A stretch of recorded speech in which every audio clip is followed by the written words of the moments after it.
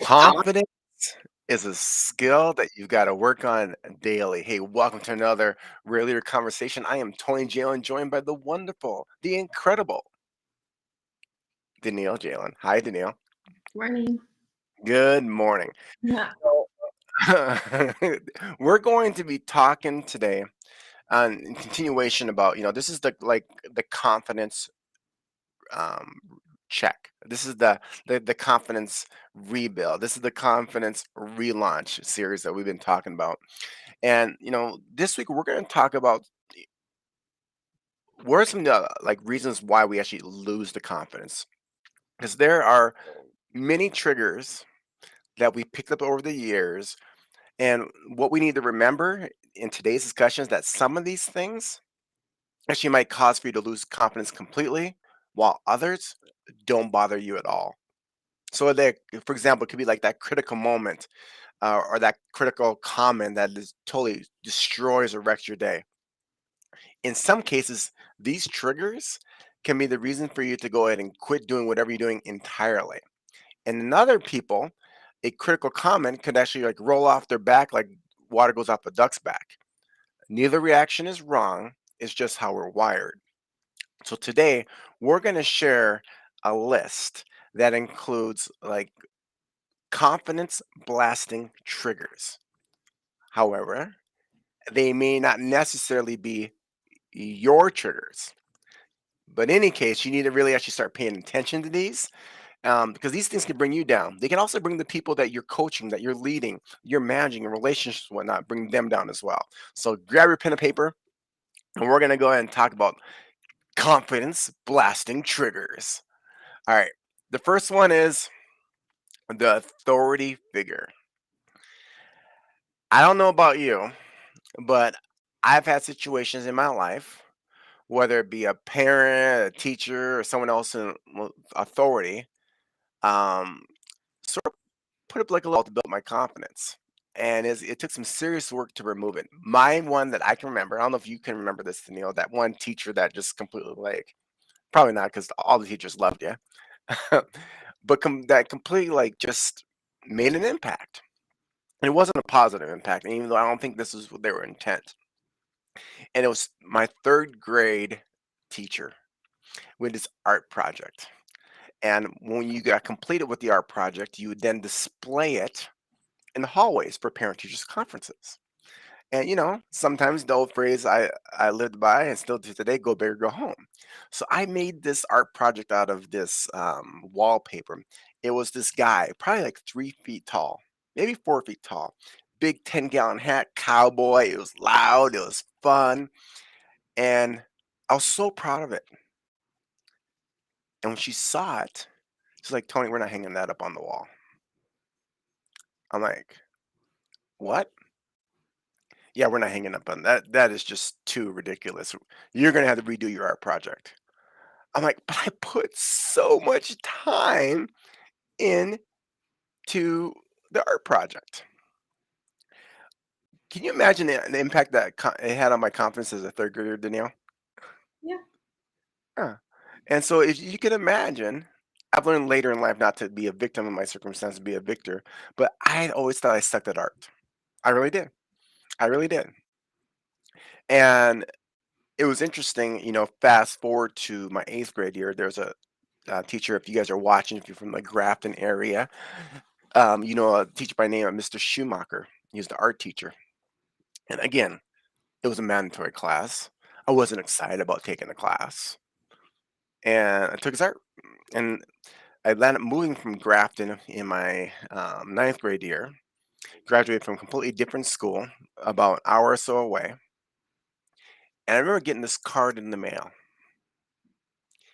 and it was from Mr. Schumacher. And he spoke so much confidence into me. He didn't say I was the best art student, by the way.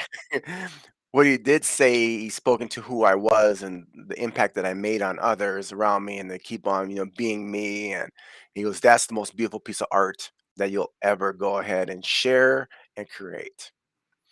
But for you, Danielle, have you ever had a situation where an authority figure, you know, really was one of those confidence blasting triggers for you?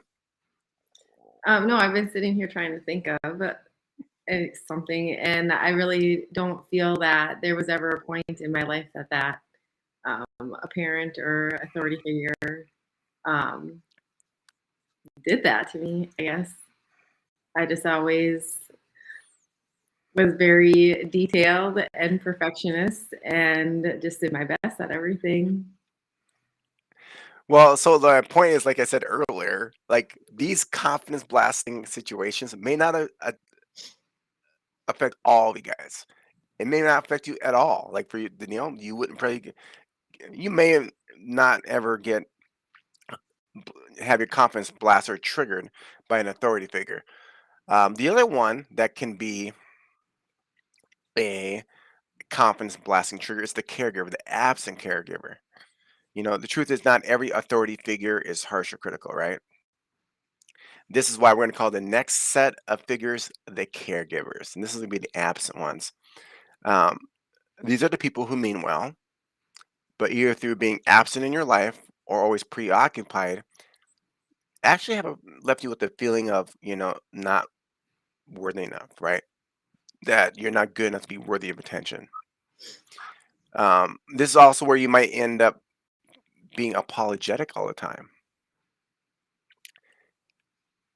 Eventually, this can actually lead to feeling like you don't need anyone at all.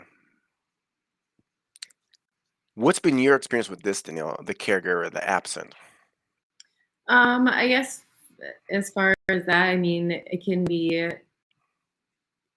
like a parent that was an alcoholic and was drinking, and then all of a sudden, you've gone through that growing up and not having them there, and then all of a sudden they want to interject into your life and give you advice where it's like it doesn't really matter because you weren't there all that time. And it could also be someone that's constantly on their phone. I see it like we're on our phones so much that if there's a child trying to get your attention, they may start to act out a little bit because you're not paying attention to them because they're so used to Mm, interrupting you being on that. And I think that's where it can lead to that um, apologetic, like, oh, I'm sorry, I'm interrupting you. Oh, I'm sorry, I don't mean to take you away from what you're working on. Oh, I'm sorry, like you're in the middle of whatever. And so they're constantly apologizing because they've been used to having to interrupt all the time. wow.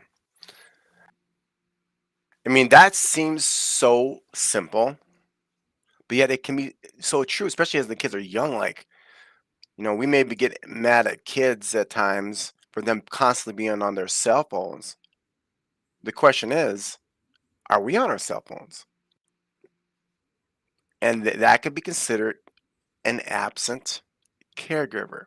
So there's the absent one, and there's the other side of it, the overly present caregiver. Um, I think you all know who's you're watching what this can be like, right? This the smothering one. Um, I mean, they're the helicopter parents, right? That they develop a whole different set of problems. Be shaky because you've never been given a chance to try new things or been told you're likely to fail or get hurt. And therefore, you get the feeling you need to be protected from even yourself. Because this is where it becomes difficult to take risks or you stress about the world because you don't understand it fully. This is where I'll see, and I was watching a video, Danielle, or I was reading something like how parents would always say, be careful, be careful, be careful. Well, define that, right? Like, don't hurt yourself. Like, are you assuming that I'm going to hurt myself? Where have you seen this come up? The caregiver, the overly present at times, where it can actually be a confidence blasting trigger. I think sometimes, I mean, you talked about it can be even in work, but like as a parent, like, Hmm. or an over controlling, um, like wanting to know everything that you're doing, micromanaging every single step that you're doing in a project, and not allowing you the opportunity to be creative and to put your own um, twist into whatever project that you're working on. It can be a parent that's, like you said, like, be careful, oh, don't do that. Or even as they get to be teenagers, be careful when you're out driving. Oh, you're going, make sure you're going the speed limit. Who are you going with? Where are you going? What are you doing? Um, and I know you're looking at me like we just went through this with homecoming. But just like learning to like that they're gonna be okay. And then, we laugh at each other like who's affected more by Ezekiel asking somebody to homecoming, like understanding like he is growing up and that like it's something new for us. So like how do you like allow things to happen? Yeah. But that's what I mean, again, like, these confidence blasting triggers may be a reality to you if you're watching or listening to this, like, oh yeah, I can totally relate to that. Or you might be on the flip side of that coin, you might be that confidence blasting trigger for someone else. The other one is which I went through, I felt like every year, elementary, junior high with the bully. Whether your parents or the authority figures in your life were supportive or not in a bullying situation, the experience can leave a mark, right? What I had to have had to work through is that I would shy away from being myself or standing out because I felt like it would make me a target.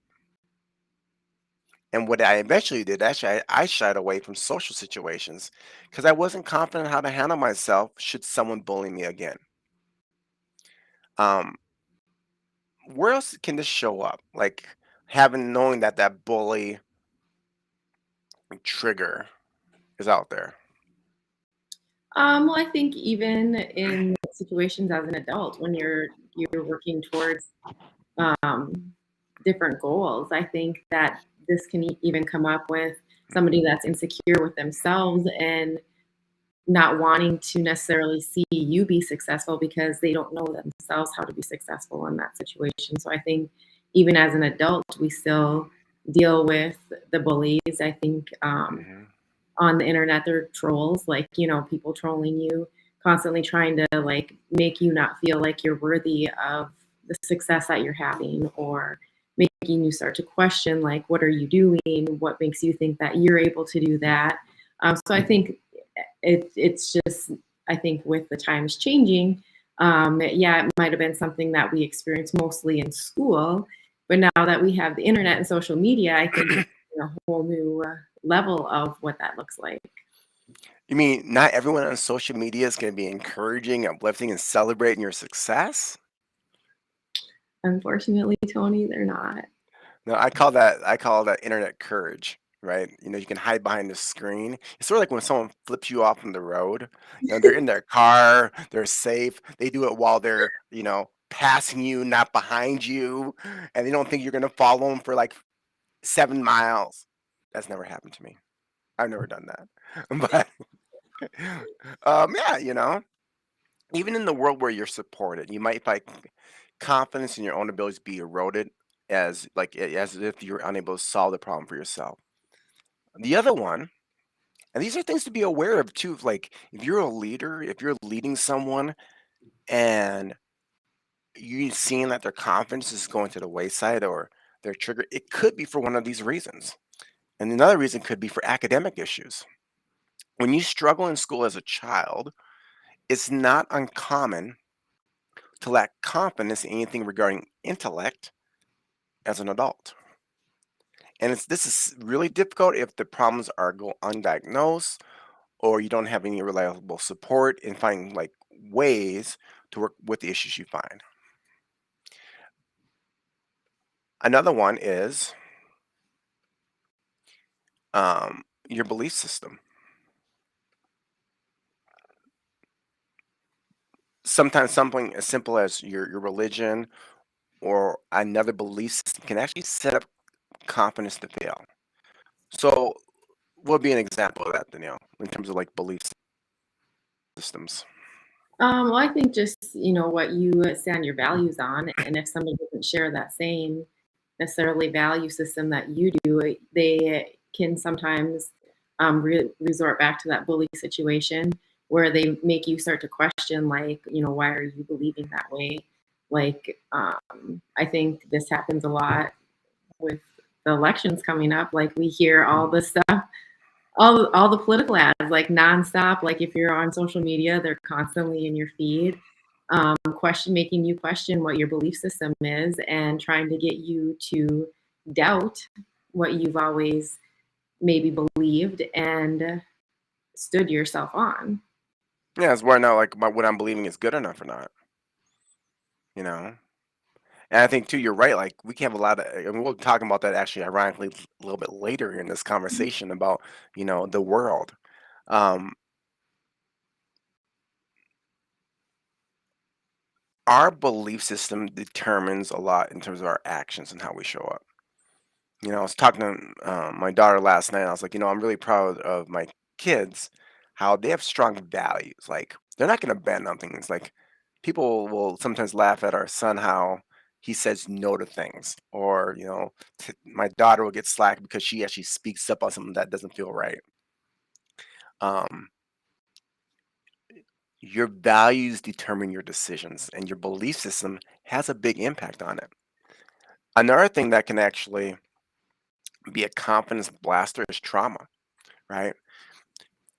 Anytime you go through something extreme, it's gonna leave a mark, you know? I mean, they call that what, PTSD, right?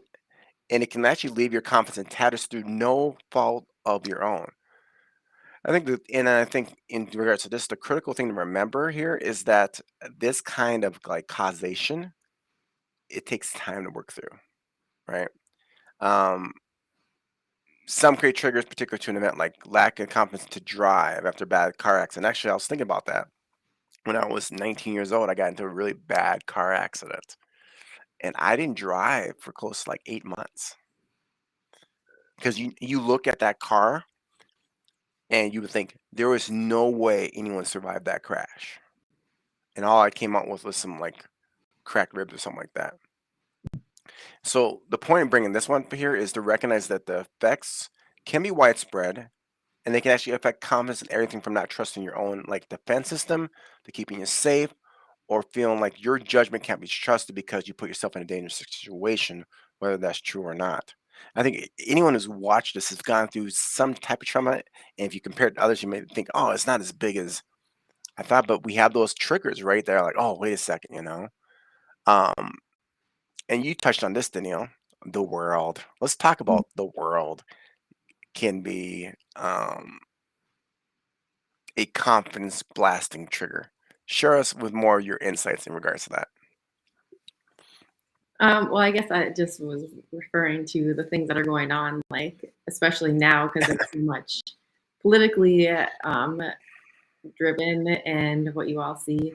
But I think too, like, even as far as what's accepted, are you bending to be accepted by the world? Or are you standing for your belief of what you stand for, your values? And it can be difficult at times to, like, you want to make everyone else happy, but understanding then in the flip side of that, you're making yourself unhappy, and you have to live with yourself. Mhm. And so it's really important to not, when you're making decisions, am I doing this because it's what I believe and my belief system, or am I conforming to what the world feels is acceptable to that situation? It's interesting that you bring that up because, when it comes to like media, your social network, your peer group, the truth of the matter is everyone's ready to cast judgment on how you act, you work, and you live. I remember once I was recognizing one of my teammate partners, one of my managers, on their success on social media. And like, they got promotion, they had just had a baby, all these things. And I was saying, like, listen, this person had all these reasons not to succeed, yet they went through and they kicked butt and they took names and numbers. So I was pretty proud of like recognizing my partner. And then someone later that I don't know piped in and said, "What does them having a baby, being a female, have to do with their success?" I was like, "What?" Like, it wasn't like congratulating so and so on all their success. It was, "What's that?" I'm like, I was like, "What are you talking about?" And I stood there for a moment, like, because I was hijacked for a moment, right? Because I was out there, sharing, and my intent was good, but I don't know this person from Tom, Dick, or Adam. So I'm like, do I delete their comment?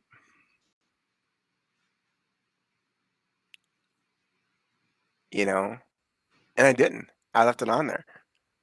It was interesting other people's responses that came back afterwards, right? They're like, You totally taking this out of context," and everything like that. So the world can be a confidence blasting trigger. And that's why it's important, at least that I've learned, to get very clear on your values and what's important to you. And with so much against us at times, it's no wonder why people have confidence issues, right? Um, but that's why it's so important to recognize where these issues are so you can move on. And that's what we're going to talk about next week, how to fix things from here. And that's where we'll talk about the reclamation project, right? Because we talked a lot about the last few weeks is like, what is confidence? How do you gain confidence? What are the triggers to understand that you're losing confidence? So next week we're gonna really just begin walking through like a system designed to help you regain your confidence. And it's the form of 6 questions. And if you write down these 6 questions and you can be serious about the answers, you'll find that your confidence is not going to come back, but it'll come back stronger than ever before. So, Danielle, as we go ahead and finish up here today in terms of the confidence blasting triggers, um, is there anything else you'd like, or what else would you like to add to this part of the conversation? I don't know if there's anything that I would want to add except for stop being the helicopter parent, Tony. Allow. I'm just kidding. Uh, No, just like I mean, these may affect you, and you may be affecting other people based on what we talked about today. So just really being able to take a look at that, look at yourself. Are there things that affect you and your confidence, and then maybe some of those things that are affecting your confidence, you're starting to instill on others and are starting to hold them back from allowing them to grow in their lives as well. that's a good point. Like, this may affect you. You may recognize, oh, that's one of my confidence blasting triggers. Then on the flip side of the coin, are you doing this to others? Good call out, Danielle. Good call out. And folks, again, hey, if you found value in today's conversation, please feel free to leave a comment, whether you're watching on YouTube or Facebook or Twitter. If you found, again, value, feel free to share this. And of course, if you want to be part of the Rare Leader group, Rare Leader stands for leaders who are resourceful, adaptable, resilient, and willing to engage with others. Please make sure to send a request and we'll invite you into the group. And otherwise, until next week, I am Tony Jalen, joined by the wonderful Danielle Jalen. Till next week, onward and upwards.